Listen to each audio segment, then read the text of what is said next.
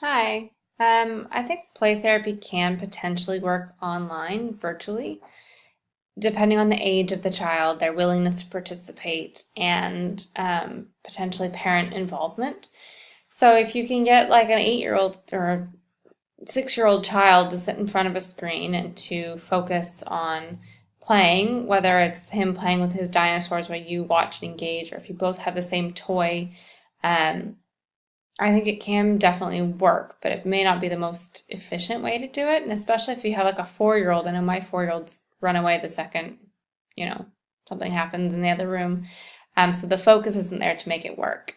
Um, so I think it depends on the age of the student, the parent participation, whether they're going to encourage their kids to sit down with them or to remain seated. And the other thing is too, you can almost even observe as the parents engage, and you can prompt them to say certain things or do certain things and try and elicit responses from their children and teach them how to engage in play therapy.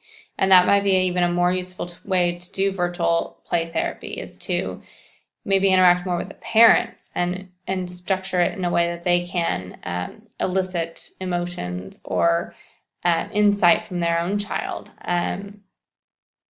depending on the needs of the child, whether they're willing to do that with the parents, and the parents aren't obviously the problem. Um, Other ideas could be through computer games, where it could be like a two-player computer game, simple games. I'm sure there's programs set up for that. I wouldn't know, but I'm sure they're there. And I think that being able to do remote things would be a great way to help um, people that may not be able to get to appointments, people that may be not as comfortable speaking to a therapist, but getting them to do it more virtually might open the doors for more people receiving access to counseling and to therapy.